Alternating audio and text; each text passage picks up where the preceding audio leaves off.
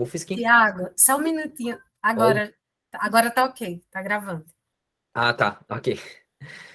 Então, boa noite a todos. Eu sou Thiago de Souza, sou acadêmico do 4º ano da Medicina da UFSC. E hoje eu vou apresentar um caso clínico para vocês, um caso de patologia, junto com a minha colega, Larissa Mendes, também acadêmica do 4º ano de Medicina da UFSC. A gente montou esse caso sob orientação da nossa professora, a doutora Janaína Luz Narciso Schiavon. Bom, o paciente ele tem 42 anos, é do sexo masculino, ele é natural de Imbituba, Santa Catarina e procedente de Tijuca, em Santa Catarina, e ele trabalha como engenheiro civil. A queixa principal dele foi que ele foi encaminhado ao hepatologista por uma médica que viu algo em comum no fígado.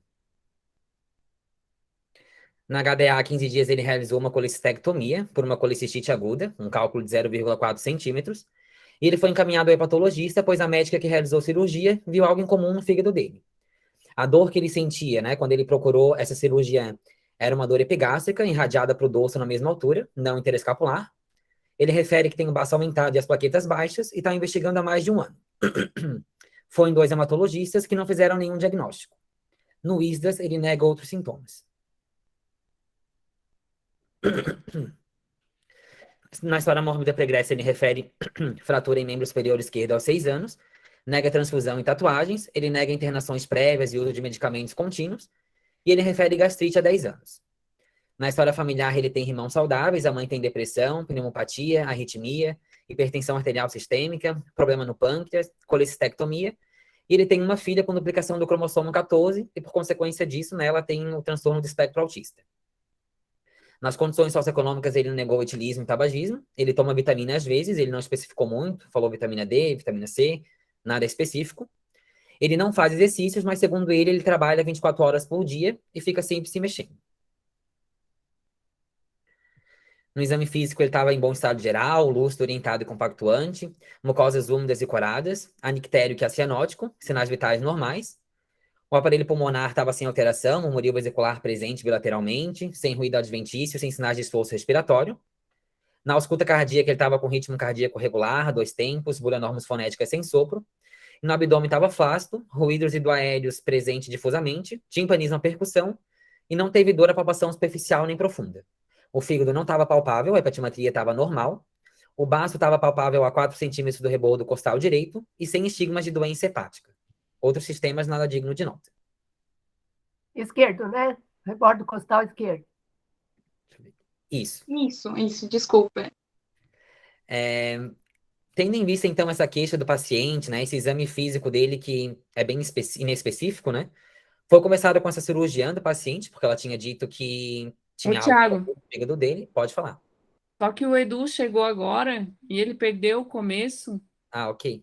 Boa noite, desculpa. Boa noite. Imagina, não tem problema. Vou Oi, voltar aqui. Edu. Não, é um paciente que foi fazer uma cirurgia de colecistectomia. Pode ficar onde tu estava. Tá? Então tá. E aí ela viu alguma coisa estranha no fígado. Daí eu liguei para ela para saber o que que era. E ele achou que era um fígado micronodular, tá? Ela falou. E ele já estava investigando há 2 anos esplenomegalia com plaquetopenia. Uhum. Vamos parar aqui, Jana, para fazer hipótese ou você quer continuar? Os meninos montaram aí o... Isso, É que ele já... ia perguntar no próximo já. Pode. Bom, esse paciente, ele trouxe esses exames para a gente na primeira consulta, né? Porque ele já estava investigando essa condição dele há mais de um ano. Então, nos laboratórios que ele trouxe de junho de 2018, ele apresentou uma plaquetopenia, né? 71.970. Nos laboratórios de setembro de 2018 a ALT estava 47, AST 42, gama GT 28 vitamina D 26. Na ultrassom que ele trouxe de maio de 2019, ele estava com esplenomegalia homogênea. E a ultrassom de outubro de 2019 apresentou vesícula biliar com microcálculos e colesterolose e esplenomegalia homogênea. Então, aqui eu queria questionar para vocês, né, quais seriam as causas dessa esplenomegalia do paciente, né, principalmente com essa plaquetopenia que ele apresentou.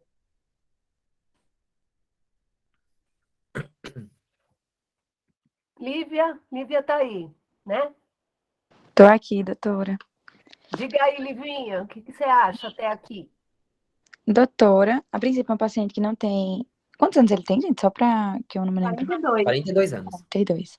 É um paciente de 42 anos com esplenomegalia, né? Mas o fígado não era palpável, né? Não era um fígado grande, mas era um fígado já com aspecto nodular. Não sei se... que tem essa plaqueta baixa, parece que tem um hiperesplenismo, né? Por alguma coisa. A gente pensa esse baço grande com essa plaqueta mais baixa, tá tendo esse hiperesplenismo por alguma coisa. E não tinha outros antecedentes, né? Não usava nenhum tipo de medicação, não tinha nenhum outro antecedente, né? Nada que chamasse atenção. Também em trabalho também não tinha nada que... Ele é engenheiro, né? Não tinha nada que chamasse atenção. E ele é natural de Santa Catarina, né? Isso. Que também não... Eu não pensaria num quadro, por exemplo, de uma esquistossomose e nada assim. Eu acredito que não, por conta que eu acho que aí nem deve ter isso. Não tem. Então, assim, por conta desse baço grande, eu pensaria de repente numa trombose, veia porta, fazendo um hiperesplenismo, um aumento do fluxo hepatofugal. Pensaria de repente, por conta desses nódulos, numa doença de depósito, não sei em que, mas tem algumas doenças de depósito aí também a gente poderia pensar. Mas eu acho que tem que começar do zero, né? Não tem as sorologias virais, então acho que tem que ser feito todo pedir todas as sorologias virais para ele, apesar de que eu acho que não é. Mas pedir sorologias virais, pediria uma eletroforese de proteínas para poder a gente ver se ele tem algum déficit de alguma proteína. Deixa eu ver mais. Só tem HbS e anti-HCV negativos, né? Ai, doutora, eu não sei mais o que. Porque pensando nisso, a princípio, nesse depósito, numa trombose, não pensei mais nada. Você acha que ele é cirrótico, Lívia? Ele não tem estigma de hepatopatia crônica, não tem albumina, acho que eu gostaria de ver uma albumina, mas eu acho que ele não sei se ele é cirrótico, não. A foto aí, Thiago. Voltar para foto? A foto, isso. Uhum. Esse fígado é horrível. Esse fígado, ele é um fígado de patologia, né? Porque a gente não conseguiu a imagem de um fígado mesmo micronodular, né? Só para dar uma registrada. Por que não me pediu? Tem um monte de foto de... Ai, desculpa. Queríamos. Devia ter corrido. Esse fígado dele é muito feio.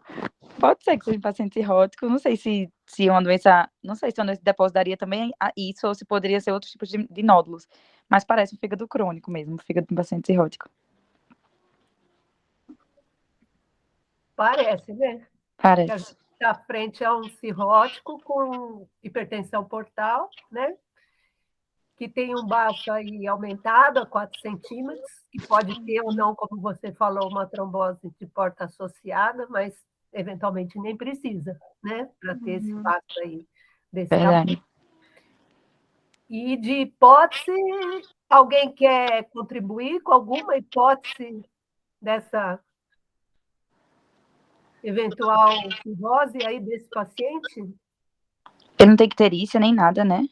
Não tá. Ele tem múltiplos cálculos, ele foi a primeira vez que ele... A gente vai apresentar depois o exame da cirurgia, mas em 2019 ele tinha cálculos. Tinha Ele fez colistectomia. E foi na colistectomia que foi nódulo. É um homem com 42 anos, com uma cirrose e hipertensão portal. Mas sem estigma. Sem estigma. E tem hipóteses dessa doença crônica, doutora Lívia, além de um homem com 42 anos catarinense, que não tem vírus, provavelmente não bebe. Se você pensar num homem, se ele tivesse um padrão de uma ancolestase, mas pensaria numa CEP, por conta de ser um paciente de sexo masculino, 48 anos. Mas assim, não parece que é o padrão que ele tem, né? Não, pelo menos não tem nada descrito aí de um quadro de colestase. Ele não tem antecedente de etilismo, ele não tem síndrome metabólica. Eu não consigo pensar em mais coisas. Deixa eu... Doença de Wilson poderia aparecer nessa idade como uma cirrose, como um achado acidental? Doença de Wilson. Não sei se seria assim, dessa forma.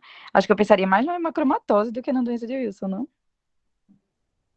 É que está um pouco precoce na idade para ser hemocromatose, né? Geralmente a doença vai depositando e no fígado, no É homem, verdade, geralmente vai começando na sexta, sétima década. é verdade. E alfa-1 antripsina, Eu pensei em alfa-1-antitrypsina, mas eu acho que não sei se o paciente seria mais novo.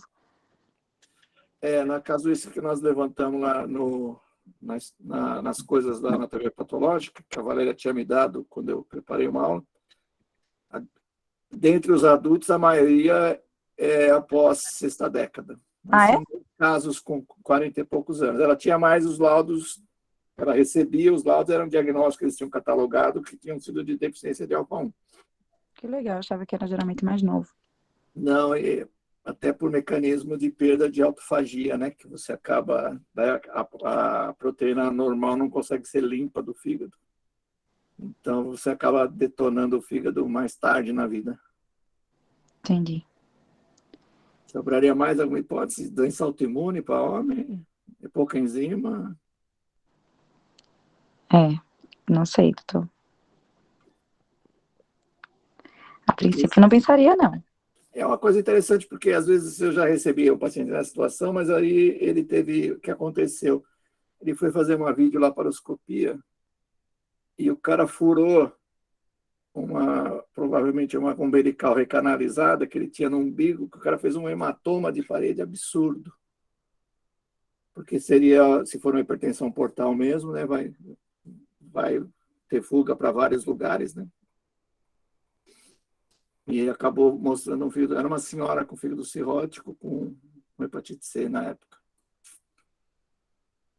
Esse caso especificamente não teve nenhuma intercorrência de pós-operatório e nem a doutora achou que ele tinha hipertensão portal. Quem que está apresentando é o Tiago ou a Larissa? Isso, na verdade, inicialmente foi pensado, né, nesse fígado cirrótico com hipertensão portal. Olhando aqui nesses exames, né, pensando num fígado cirrótico com plaquetopenia, né, plaqueta abaixo de 100 mil, o paciente ele poderia já estar apresentando varizes de esôfago, então até foi solicitado já anteriormente para ele um exame de endoscopia digestiva alta que ele trouxe na primeira consulta, né? E essa ideia ela mostrou esofagite leve associada a uma doença do refluxo gastroesofágico, uma gastrite endoscópica erantematosa moderada de antro gástrico e H. pylori negativo. Então, aqui a gente também questiona para vocês se esse resultado da EDA, não ter vindo varizes, né, ele afastaria essa hipótese de hipertensão portal. De jeito nenhum, né? Eu acho que hipertensão portal, quem deveria ter dito seria a cirurgiã, que deve ter visto uns tarugos de vaso na frente dela, que ela deve ter se arrependido de não ter avaliado melhor. Não sei se ele foi operado numa colistéia assintomática, porque tinha microcálculo, um dia ele podia ter uma migração. E daí ela vai para a cirurgia num cara plaquetopênico, com baço grande, correndo o risco de pegar uma hipertensão portal grave. Foi colecistite aguda. Foi colecistite aguda? Foi. Isso. Por isso que fez a cirurgia. Bom, o ecocardiograma transtorácico que ele trouxe apresentou fração de ejeção do ventrículo esquerdo de 68%. O teste ergométrico nada digno de nota, né? Ele também trouxe o anátomo patológico da biópsia da medula óssea, que mostrou hiposcelularidade para a idade com diminuição das 3 séries hematopoéticas e um JAK2 negativo. Ele também trouxe um exame de TC de abdômen superior e pelve, que foi pedido numa rotina de abdômen agudo. Só um pouquinho, Oi? volta ali. Pode. Esse negócio da medula, a hemato não desenrolou, tá? Não... Complicou isso aí, né? Porque isso aí não foi desenrolado. Isso aí eu não tenho uma solução para esse problema. que a gente esperaria uma medula rica, né? Sim. Dentro da minha ignorância nesse diagnóstico, como é que faz um diagnóstico de JAK2 negativo? Eu achei que JAK fosse só pesquisado por biomol no sangue. Sim. É que ficou na mesma linha, mas foi laboratorial, desculpa. Não, foi só, não sei se era só se tinha método histoquímico. Não. Bom, ele trouxe também uma TC de abdômen superior e pelve, que tinha sido pedido em uma rotina de abdômen agudo, Por isso que veio só esse resultado de colecistite aguda e litíase renal à direita não obstrutiva. Um anátomo patológico da colecistectomia apresentou uma colecistite aguda e crônica e um cálculo não identificado. E o exame de imunofenotipagem que ele trouxe apresentou 0,2% de plasmócitos sem alterações fenotípicas. Então, esses foram todos os exames que ele trouxe na primeira consulta, né? E aqui a gente agora deixa a discussão, né? Com esse exame físico dele, essa história, né, da anamnese e esses exames laboratoriais que ele trouxe, o que vocês pensariam inicialmente?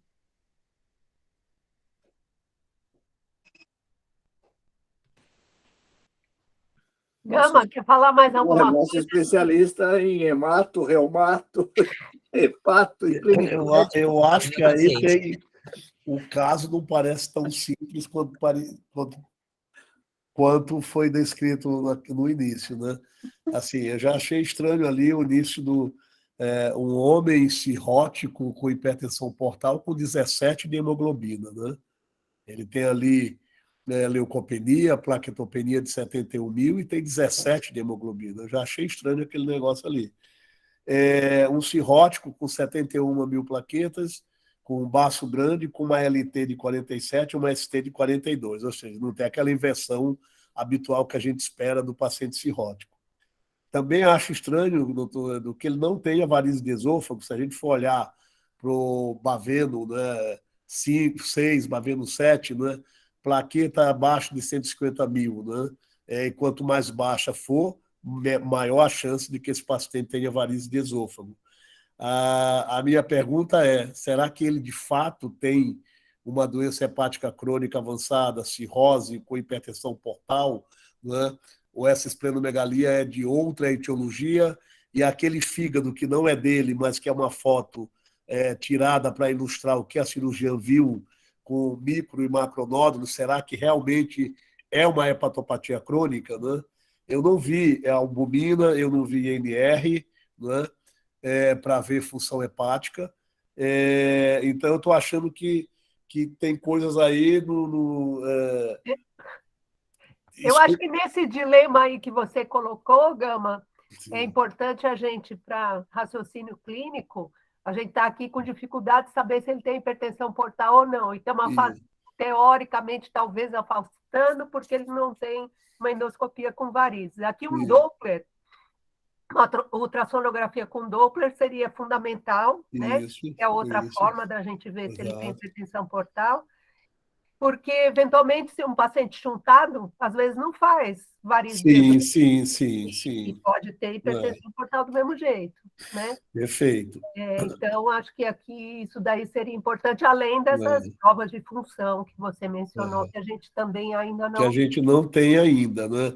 A gente já sabe que ele a gente já sabe que ele é B negativo, que ele é C negativo, não foi mencionado critérios para síndrome metabólica, para pensar numa cirrose pós-NASH, né? Eu acho que tem muito pouca coisa para autoimunidade aí, transaminases tão modestamente alteradas. E aí eu fico me perguntando se a gente não teria que elaborar um diagnóstico diferencial a partir de uma esplenomegalia homogênea, né? Será que essa esplenomegalia é congestiva, de fato, da hipertensão portal?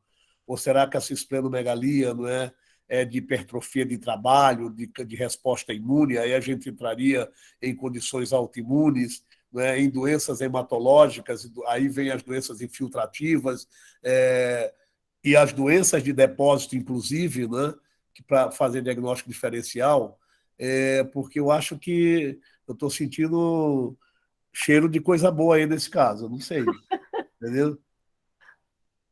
Mas, Gama, deixou... A medula está aí para o celular. Esse é o negócio material. Daí você fala que ele está com 17 de hemoglobina, ele não está leucopênico, ele tem 6.700 brancos. Pois mais um motivo, né? Ele está plaquetopênico, não está leucopênico e a hemoglobina de 17. E, estranhamente, a medula dele é hiposcelular, né? Ou seja, eu esperaria que ele tivesse se fosse hiperesplenismo, essa medula fosse reativa, né? Tivesse hipercelularidade nos setores que estão ali, principalmente no setor megacariocítico. E ele é plaquetopênico, mas é hiperesplenismo, e essa medula, por que está assim, né? Tanto é que eles tiveram a preocupação, o hematologista teve a preocupação de pensar em doença clonal, e aí pediu JAK, né? JAK2. Eu acho que ele passou por uma investigação que não era tão simples assim, não, esse baço não é de hipertensão portal, entendeu? Vamos à medula. Esperavam a medula, talvez, hipercelular para dizer que é hiperesplenismo, não acharam. Vamos fazer JAK2. Não tem doença mieloproliferativa. Eu acho que a dificuldade foi aumentando no meio do caminho. Deixa eu perguntar uma coisa para o Caio. É que essa foto é É de fake, né? livro. Isso. Eu ia Sim, é uma perguntar foto para o fake. Caio o que, além de uma cirrose, ele pensa com o fígado com essa cara, mas é que não é da paciente, né? Não, não é. E também, e provavelmente é porque ficou muito tempo formalizado. Então ele fica bem opaco. Então ele fica bem apagado. Quando é uma peça mais fresca, normalmente não fica nessa coloração. Então deve ser peça mais antiga e já formalizada. Muito tempo formalizado. Mas quando você olha assim, Caio, um fígado micronodular, você pensa em outras coisas além de uma cirrose? Não. Não, A única né? coisa que a gente pensa seria mais a origem biliar, né? Não é tão colestático, então não penso tanto em alguma coisa biliar. Tá. Mas sempre fígado nodular, a única coisa que além do nódulo é procurar se não tem uma neoplasia aí no meio desses nódulos. Só isso. Fora isso, é contexto mesmo de cirrótico, né? Acho que a gente precisa que a Larissa e o Tiago passem um pouquinho mais de slides com outros exames. Em breve vai ficar um pouquinho mais esclarecedor. Isso, porque a partir de agora ele foi atendido pelo hepatologista, né? Até aí era só o que ele trouxe anterior, né? Sim. Bom, pensando inicialmente, então, nesse fígado cirrótico, né, com hipertensão portal, aqui tem algumas coisas que falariam a favor e contra, né? Esse paciente, ele não tem estigmas de hepatopatia crônica, né? A gente não tem a albumina dele, o ASH deveria estar mais elevado que o ALT, porém ele tem uma plaquetopenia, né? Ele não apresenta varizes de esôfago, a gente não tem imagem para saber se a imagem é compatível com cirrose ou não, né? Então, agora a Larissa vai continuar o caso. Bom, tendo essa possível cirrose em vista, a gente precisa investigar as causas disso, né? O que está levando esse fígado a ficar cirrótico. Então, tem que fazer de novo a sorologia de hepatite B e C, pesquisar um pouquinho melhor essa história de álcool, né? Apesar do paciente não ter nada que nos leve a pensar em uma hepatite alcoólica, uso de xenobióticos também tem que ser pesquisado, até mesmo uma doença metabólica, porque a gente está falando de um paciente que ele já comentou que ele não pratica exercício físico, que ele é sedentário, então tem um risco mais alto para esse caso, ele também tem um abdômen bem flácido no exame físico. A gente também pensa em hepatite autoimune, a hemocromatose, como foi citada, doença de Wilson, e até mesmo uma deficiência de alfa-antitripsina, como já foi falado. Então, foram solicitados alguns exames de laboratório, né? Essas enzimas hepáticas a gente vai ver com mais calma no próximo slide, mas as sorologias voltaram a dar negativo. Aqui a gente tem uma evoluçãozinha dessas enzimas para poder... Um pouquinho, Larissa. Claro. A albumina está muito boa. Uhum.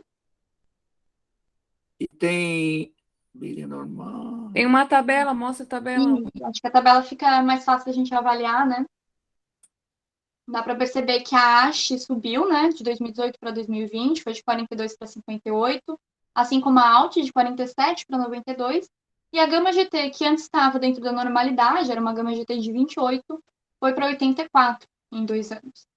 As outras enzimas, elas se encontram normais, e a gente não tem esses exames em 2018, né? A gente não sabe se não foi solicitado, ou se os exames se perderam em algum momento, mas seria interessante a gente ver uma evolução nesse caso, né? Vocês gostariam de comentar alguma coisa em relação a esse exame, essas alterações? Perguntar para a doutora Lúcia o que ela achou dessa elevação da gama GT. A promíscua, né? Até ela dar essa aula da Gama GT. A senhora vai ser perseguida até o fim agora. Todo paciente tem, né? Qualquer hepatopatia. Não quer dizer nada. Ele tem uma hepatopatia, pode ter gama GT elevada. A fosfatase não é, então não parece mesmo ser de doença colestática. O que chama atenção é que tem uma função boa mesmo, né? Uma albumina boa. Uhum. E Uma bilirrubina boa, né? não parece ter, por estes exames aqui, uma hepatopatia avançada, né? Agora, por outro lado, para a gente pensar em hipertensão portal, se é que ele tem hipertensão portal não cirrótica, aquele fígado não dá, né? Aquele fígado nodular parece ser cirrótico. Então, acho que, por enquanto, ainda não dá para andar muito. Pode ser um cirrótico compensado só. O NR você não tem, né, Larissa? Não. O MR a gente apresenta depois? Acho que não, né? Vou dar continuidade aqui nos exames, que acho que fica mais fácil da gente avaliar toda a história, né? Veio os exames aqui de colesterol também, a gente pode ver que o triglicerídeo dele está um pouquinho elevado, né? Que já faz a gente pensar mais em uma síndrome metabólica para esse paciente. E aqui, a gente vê que a ferritina dele está bem alta, né? O normal seria até 300, ele tem uma ferritina de 956, mas a saturação de transferrina está em 34, né? O que já não fala tanto a favor da hemocromatose. E aí a gente tem que pensar no que pode estar causando essa hiperferritinemia no paciente. E por que a plaqueta dele foi para 190 mil? Sabemos. Tem que investigar. T1 de RNI, tá, Gama? Eu Ah, achei aqui. De 71 mil plaquetas para 190 mil. Ó. Levou bastante, né? É estranho. Uhum. Bom, essa ferritina a gente pode pensar primeiro, né, num etilismo crônico, que como já foi falado na história, ele não tem nenhum achado muito típico disso, mas pode ser também pela própria síndrome metabólica, né, já que é um paciente sedentário, com triglicerídeos altos, né? Ainda precisa investigar IMC elevado? Oi, desculpa? Ele tem IMC elevado? É gordo? Tem, ele é sobrepeso. Isso, a gente tem o dado do exame físico, que ele tem uma barriga flácida, né?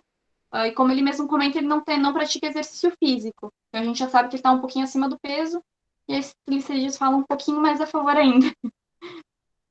Mas dando continuidade, a gente tem um antimúsculo liso não reagente, um LKM1 de 2,4, o que afasta um pouco o diagnóstico de uma hepatite autoimune.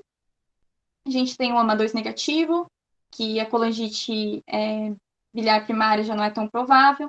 Um PANCA não reagente, que também fala contra a colangite esclerosante primária. E a celuloplasmina de 22, né, o que deixa a doença de Wilson um pouco mais longe desse diagnóstico. Também foi investigado para doença celíaca, porque, afinal de contas, ele tem uma filha que é autista, e a psicóloga que trata a filha dele comentou que possivelmente ele poderia também ter o transtorno do espectro autista, mas nesses casos os exames deram normais, né? E a doença celíaca pode estar bem relacionada ao transtorno do espectro autista, segundo mostram alguns dados atuais. E aqui a gente tem a grande estrela desse exame, vamos dizer assim, né? Ele tem uma alfa-1-antitripsina de 28,5. Vitamina D normal, parasitológico de fezes normal, uma eletrofluorese de hemoglobina também normal, só essa alfa-1-antitripsina que está bem abaixo do esperado para um homem de 42 anos, né? E vocês gostariam de comentar alguma coisa sobre esses exames, sobre esse laboratório? Esse doutor Eduardo é expert no assunto. Não, é que faltou, não sei, Larissa, uma proteína total e frações, e se tinha uma eletroforese e uma IgG também, só para a gente... Uhum. Porque alfa-1, a pista sairia numa alfa-1 de uma eletroforese, né? Sim. Só para saber se isso é verdade ou não. A doutora Janaína enviou ali os exames de enzima para mim depois, né? E eles estavam todos dentro da normalidade. Só essa alfa-1 Tem alfa-1 de 0,13, Edu. 0,13. 0,13, alfa-2 é 2%. Eles sugerem que se você tiver uma alfa-1 abaixo de 0,10, poderia ser uma coisa que sugerisse e fazer uma alfa-1. Então, dando continuidade, então, também no dia 8 de setembro, ele trouxe o resultado da ressonância de abdômen superior com a elastografia, e aqui mostravam sinais suspeitos de hepatite crônica, né? Ele tinha um lobo caudado aumentado, o fígado tinha contornos irregulares, também tinha bordos rombos, ele tinha uma leve estetose hepática, uma deposição parenquimatosa férrica e esteatóica, uma rigidez hepática aumentada em grau leve, um hematoma no leito da vesícula, né, que vale lembrar que a vesícula foi operada mais ou menos um mês atrás, e ele também tinha uma esplenomegalia homogênea. Na TC de tórax, também foi solicitado. É só interessante que você vai ter manifestação de alfa-1 antes da hora se você tiver doença gordurosa hepática. Né? Ele tem uma... Você temos um trabalho de um grupo grande europeu, mostrando que um fator preditivo de que essa alfa-1 vai aparecer mais cedo é ter síndrome metabólico. Interessante. Legal. Na TC de tórax, né, que o resultado saiu dia 15, ele tinha pequenos granulomas calcificados, cicatriciais esparsos no pulmão e uma discreta ginecomastia bilateral. E aí, de novo, a gente vai levantar o debate, quais seriam os próximos passos para esse paciente, qual a conduta adequada. Porque na ressonância veio, ele descreve, volta ali na ressonância, ele descreve um fígado como se fosse cirrótico, mas ele coloca que a rigidez aumentada em grau leve. Sim, sim. Não bate, né? Tá estranha essa... Um pouquinho diferente, né? Essa elastografia a gente esperaria num grau avançado, né? A doença da alfa-1, ela é homogênea no fígado? Deu uma cortadinha para mim, desculpa. Se a doença causada pela alfa-1 no fígado, ela é homogênea? Ou ela pode ser... eu acho que é sim. Né? A cirurgiã biopsiona esse fígado? É isso que eu ia perguntar. Não, ela falou que não por causa da plaqueta. Poxa. Ficou com a barriga aberta. Ele fez essa cirurgia numa cidade bem pequena no interior. Ele não mora na capital, ele mora no interior, e ele fez numa cidade de referência, mas que é pequena, com um hospital pequeno, com uma cirurgiã de cidade pequena. E essa rigidez hepática é por elastografia de ressonância ou por fibroscan? Ressonância.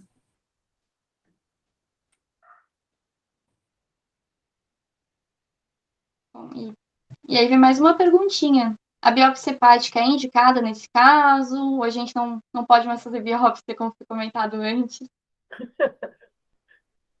Ótima indicação dessa biópsia. E eu também acho que o doutor Caio, estando na reunião, ele vai mostrar um monte de coisas interessantes. Eu pedi para o Caio me ajudar, porque a nossa patologista, ela é professora aposentada da UFSC, mas ela está com problema de saúde, ela não quis participar da reunião, então eu pedi para o Caio me ajudar e ele gentilmente se ofereceu aí para... Boa, Caio. Bom, então foi solicitado uma espirometria para esse paciente, assim como teste genético, pesquisa de hemocromatose. Cetralina também foi indicada para a ansiedade dele, e foi sim solicitada uma biópsia hepática. E agora eu gostaria de pedir para o Dr. Caio auxiliar a gente com essas imagens. Então, as imagens, na verdade, foram cedidas. Então, tem umas imagens que não ficou com uma qualidade tão boa, mas eu tentei dar um print no laudo para pegar as imagens mais clássicas, né? Então, de acordo com a descrição do laudo original, é uma biópsia por agulha, no qual tinha demonstrado 12 espaços portas que a gente tem uma fibrose, e de acordo com a descrição, eles identificaram um único foco que tem uma apresentação já septada. Então, já a gente mostra uma contrariedade em relação ao fígado cirrótico, né? Praticamente a gente vê só expansão portal e um único espaço porta, né? 2, né? Comunicação de 2, que a gente vê essa área septada, né? A gente vê a formação de um septo. Pode continuar. Seria um F2 para você? Sim, seria um F2. Acho que tem alguém perguntando. Mariana está levantando a mão. Fala, Mariana. Será que foi sem querer? Acho que foi sem querer. Ela continua levantando a mão. Mariana Lage levantou a mão. Acho que ela quer falar da biópsia. Mas vamos lá. Então, em relação ao HE, não chama tanta atenção a gente pensar numa doença tão crônica em si, né? Então, aqui do lado esquerdo, a gente vê um HE, o que chama mais atenção? A gente vê que tem uma esteatose, que é uma esteatose mínima, se a gente for graduar a grau 1. Eu não vi toda a biópsia, né? Então, baseado no laudo original, eles enquadraram como uma esteatose grau 1.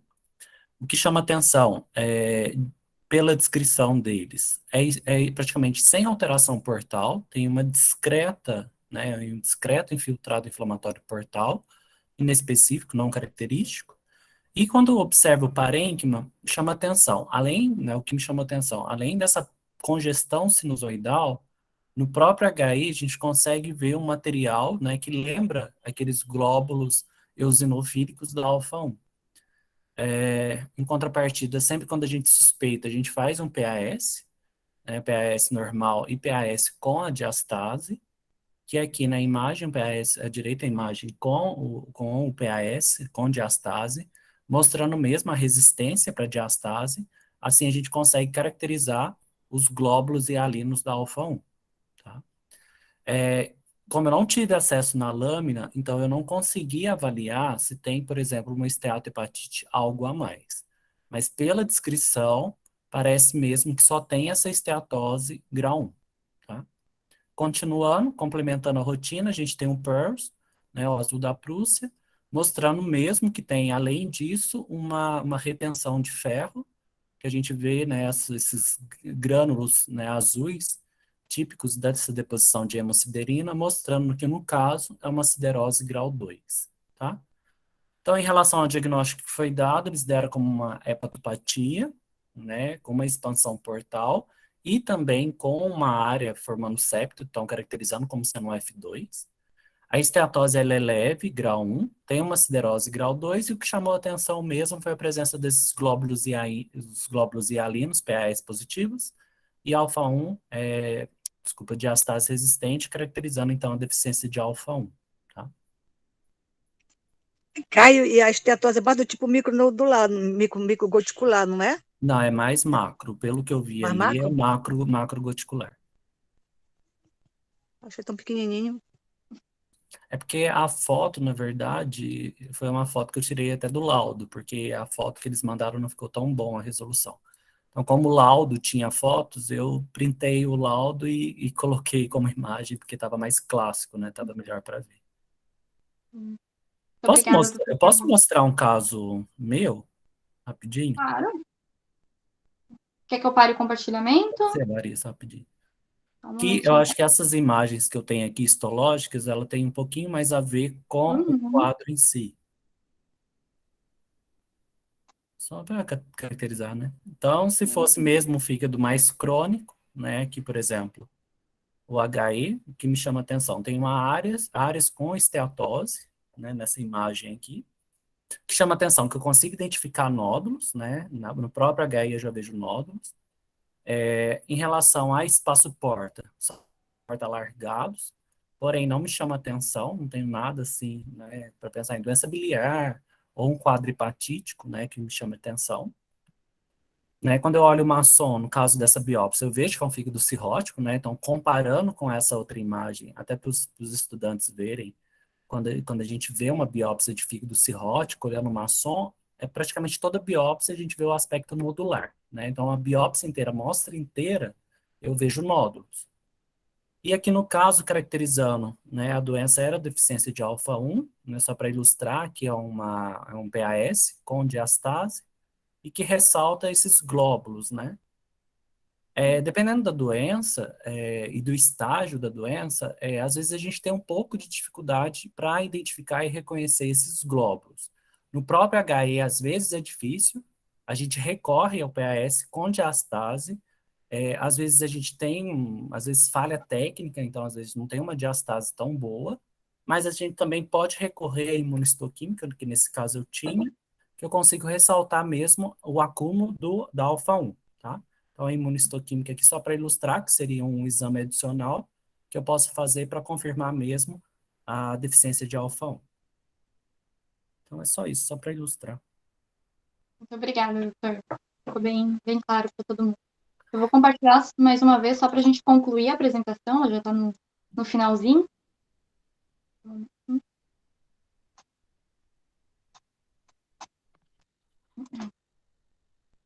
Está carregando ainda.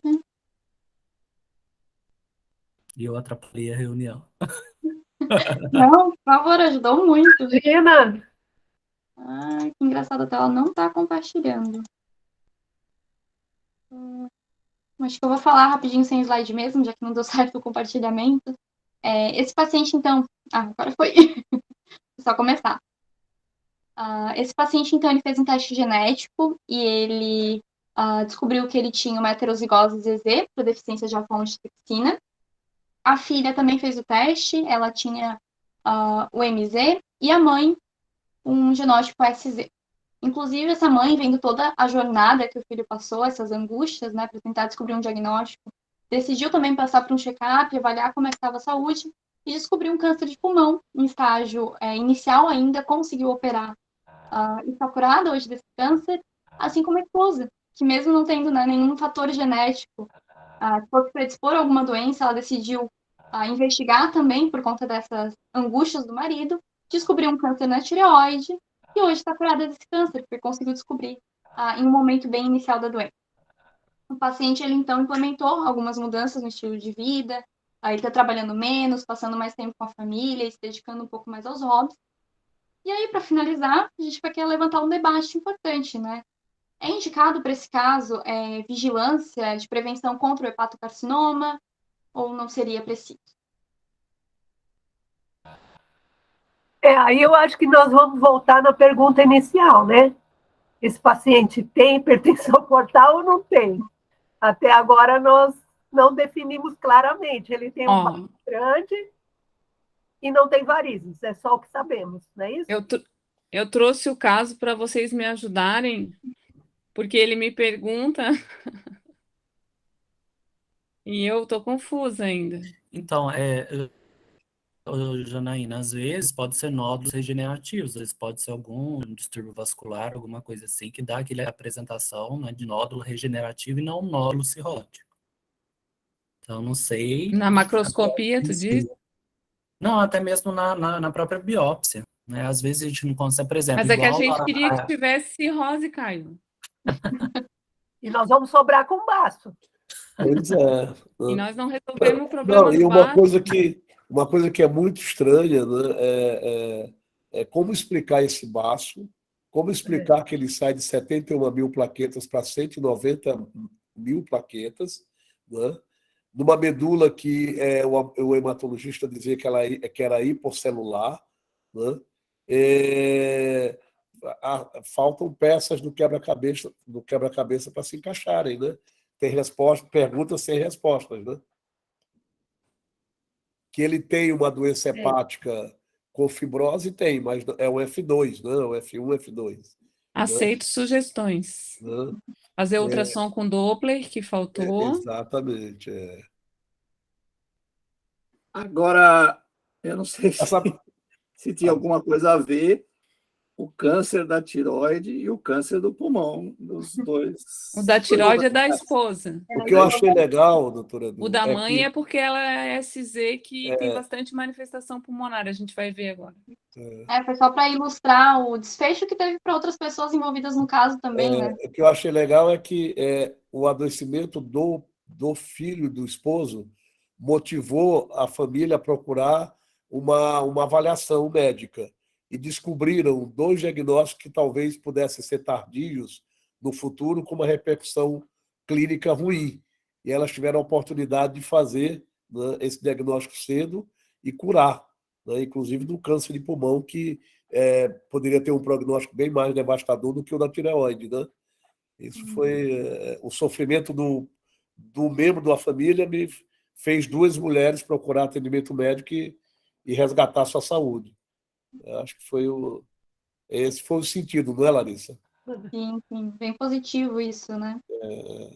Mas agora, o que o doente... Oi, desculpa, Janine. Mas o que o doente tem... Então, porque assim, diagnóstico de hipertensão portal, assim, do ponto de vista didático aqui para todo mundo, né? você faz, ou se você vê na ultrassonografia, o Doppler, o calibre dos vasos portais, né? Então, um diagnóstico por imagem, ou pela endoscopia, com varizes de esôfago, ou, o que é mais apurado de tudo, é a avaliação invasiva da pressão portal, né? Lá no Rio, não sei se a Aninha viu a apresentação lá do... Eu vi. O menino lá da UFRJ, né? O Guilherme, ele até oferecendo para todo mundo, né? Quem quiser, manda lá, que é muito simples, eu faço, tal. Então, eles estão fazendo de rotina a avaliação invasiva da pressão portal. A gente tem bastante dificuldade de fazer isso aqui, imagino que vocês aí, mas seria o último passo para definir se esse paciente tem ou não hipertensão portal. Eu acho que nós só vamos conseguir aqui avançar com um Doppler e ver se ele tem ou não tem. Se ele não tem, é difícil de explicar, né? Como o Gama falou, é difícil explicar esse baço, é difícil explicar essa medula ser hipocelular, dá a impressão que tem alguma outra coisa aí, talvez associada, né? E que eu não sei se a gente vai conseguir avançar muito. Larissa, você tem outras plaquetas dele? Ou... Tem plaquetas com citrato de 40 mil. Eu tenho aqui comigo. E com EDTA, dá 190? Não, essa foi do hemograma normal. É EDTA. Porque às vezes o citrato ele faz macro, agrega a plaqueta e ela vai lá para baixo. Aí quando você faz com a DTA, a plaqueta vai lá para cima. Ou seja, é o citrato que faz pseudoplaquetopenia. Né? Gente, não é o inverso? Ou o inverso. É o inverso. A coleta normal é com a DTA, aquele tubo roxinho. Ou o inverso, Aí, quando ela está agregada, ela dá baixo. Dá baixo. Aí, olha com citrato, ela separa, e aí você vê que não era plaquetopenia. Mas você falou uma coleta com citrato 40, então, porque ele é plaquetopênico mesmo. E aquela de 190 mil? Não sei. Foi isolada. Deve ser algum laboratório errado. Foi isolada estranha. Tá. Agora, o que aconteceu? Como hoje não tem tratamento, né? Só terminando o caso que deu, como não tem tratamento para essa doença, ele foi num médico fazer uma terapia de ozônio. De ozônio. E aí ele tira uma seringa de sangue e infunde a mesma quantidade com ozônio, alguma coisa com ozônio, nele no consultório. E ele emagreceu 15 quilos agora, mudou bastante a vida dele, mudou tudo. E aí ele baixou a ferritina para 400 e ele não fez o teste genético da hemocromatose, né? Então, para mim, fiquei como se fosse uma hipertensão portal não cirrótica, que daí eu investiguei, é descrito na deficiência de alfa-1-antitripsina, hipertensão portal não cirrótica. E sobre o hepatocarcinoma, os pacientes com deficiência de alfa-1 não têm prevalência de hepatocarcinoma maior que a população geral. Então, não é necessário vigilância se não for cirrótico. E a outra dúvida que a gente tinha era só isso, que o perfil ZZ é o perfil que tem mais fibrose avançada, né? Mas pelo que o Edu falou, seria mais tarde. Mas faltou o Doppler para ver se ele teve... Esse é um trabalho grande que junta mais com alterações metabólicas. E ele também fala uma coisa que quanto mais grânulo, mais lesão e mais precoce a fibrose. Por causa do ZZ, que é o ZZ que é o que acumula o grânulo que mais tem dificuldade de sair. Mas eu tenho dúvida se assim, a gente precisa ser tão duro em pedir um ultrassom a alguém que tem uma doença que acho que vai ser um dos poucos do seu ambulatório, porque é difícil dizer que não tem uma, porque a partir da hora que tem alguma fibrose, eventualmente não tem, se você não vai ficar tranquilo em relação a isso, se a menina nunca ter um hepatocarcinoma. Eu não sei se eu ficaria... Então, a verdade é que não precisa, mas eu faço. Né? E a outra coisa é que...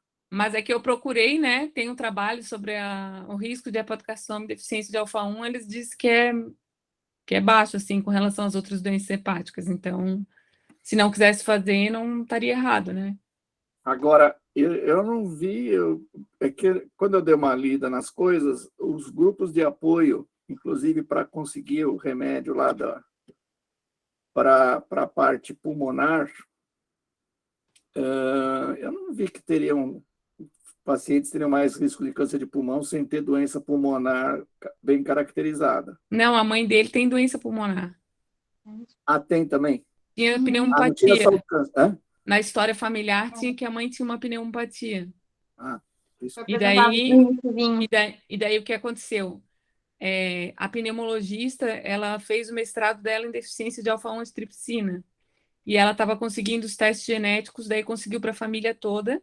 E aí já atendeu a família toda que tinha doença no pulmão, ó, parte para cima dele, tias, mãe, e todo mundo deu positivo, um monte de gente na família. E a mãe não só tinha, como estava com câncer de pulmão. Mas isso tudo foi depois do diagnóstico dele? Ela já sabia que tinha pneumopatia. E tinha várias pessoas na família com doença no pulmão. Ah, tá. E não sabia a causa. Depois Não do sabia. caso dele, todo mundo esclareceu a causa. Isso. Ai, que lindo. Porque, na teoria, é uma falta de elastase. Você vai ter aqueles pulmões mais hiperinsuflados, mais enfisematosos, né? Não tem A pneumopatia por deficiência de alfa-1 é uma pneumopatia intersticial. É intersticial, é outra doença. Não, é enfisema pulmonar. Enfisema panlobular. É enfisema, não é Agora, Janaína, eu fiquei numa dúvida, o conceito da hipertensão portal não cirrótica, tendo como etiologia, são várias etiologias, a alfa-1 estaria entre essas causas. O Caio não poderia ajudar na biópsia hepática, mostrando aquelas alterações de esclerose hepatoportal, e outros achados que podem ter alguns aspectos histológicos. É isso que eu pensei, para você pensar numa hipertensão não cirrótica. Isso, que Né? são Você pensar numa altamente esclerose sugestivos de hepatoportal. hipertensão portal não cirrótica, que a gente não viu nessa biópsia hepática. Né? É que a gente só viu foto também, né? Eu também só vi foto. Mas eu pedi revisão de lâmina, depois de ela ter dado laudo na época. Eu pedi para ela revisar e ela não disse que não, que era isso mesmo. Não achou nada diferente. Não. Porque E é aí boa, vem a coisa que a doutora Lúcia falou, se pudesse medir a pressão venosa portal, né, fazer a medida invasiva, e você achar ali, né, os critérios diagnósticos e revisão de biópsias, enfim, eu acho que aí o diagnóstico de hipertensão portal não cirrótica ficaria, né, definitivamente concluído, né? Seria bem legal. E se isso se confirmasse, o que nós sobramos, como a Janaína falou no começo, é com uma medula que não combina com nada. Exatamente, exatamente. E você vai dar carbamazepina para ele? Não dei nada. Tu acha que eu devia dar? Eu acho que não. Não, são duas drogas que estão testadas, né? Ezetimiba e carbamazepina, mais baseado no princípio da autofagia. Mas a gente revisou, lembra, no caso da Mirella, e só tinha assim, modelos animais, não tinha um estudo bom ainda em humanos, tal, a gente desistiu de dar. Mas não, todos os trabalhos são experimentais, mas o modelo, acho que ele segue um pouco, quando eu tinha lido isso, ele segue um pouco ao uso dessas drogas, acho que na Coreia de Huntington, no princípio desse de você envelhecer e você perder a autofagia e começar essas proteínas anômalas começarem a não serem limpas. E daí eles começaram a ver que a alfa-1 era um modelo bom para isso. Então, tem alguns casos de modelos experimentais modificados geneticamente, usando, e aparentemente, eu acho que até a ezetimiba foi melhor do que a carbamazepina. Até estou tentando lembrar aqui qual que é o mecanismo que a ezetimiba faria isso. Mas a ezetimiba também ela é boa, né? Lembra que ela ajuda o remédio a entrar na célula para tratar a hepatite C. A gente lembra que a gente viu um trabalho daquele cabeludinho lá de Toronto, que ele transplantou uns vírus C de moleque drogado que tinha morrido, e ele já começava no 6º dia a tratar, e ele dava junto ezetimiba. Não sei se bloqueava a entrada do vírus na célula. Só sei que a ezetimiba tem um papel bem interessante na fisiopatologia como possível droga a ser usada na alfa-1. Você lembra como é que funcionava, Mary? Aquele Jordan Feld? Jordan Feld, não lembro. Eu acho que ele deu 6 semanas antiviral e pura e 6 semanas junto com a ezetimiba. Todos os casos com a ezetimiba não tiveram hepatite C no receptor do transplante. Né? Que eles estavam querendo usar órgão de vírus C, porque naquela região de lá tinha muito moleque morrendo com overdose, né? E tinha muito vírus C. Deve ter a ver com transporte celular, né? Transporte de membrana, uma coisa assim. Interessante. Não sabia que usava na alfa-1. Eu lembrava só da carbamazepina, que a gente pesquisou. A gente viu que mais uma terceira droga também que usa, e tudo vem do racional dos neurologistas na Coreia de Huntington.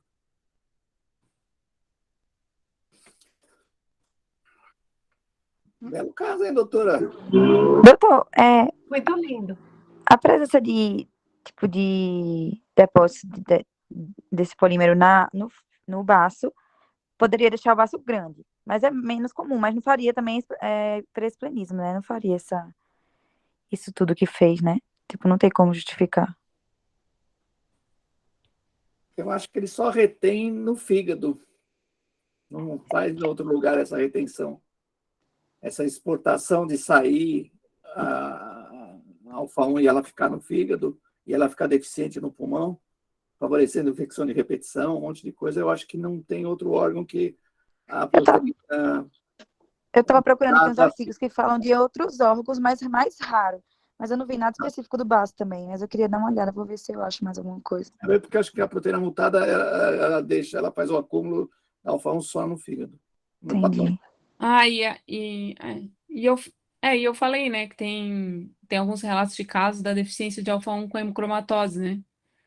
E aí eu pedi para ele fazer a pesquisa da mutação e ele não quis fazer, porque quando ele foi no laboratório, eles entregaram um formulário para ele, bem grande. Eu acho que tem alguém no laboratório fazendo pesquisa com isso aí.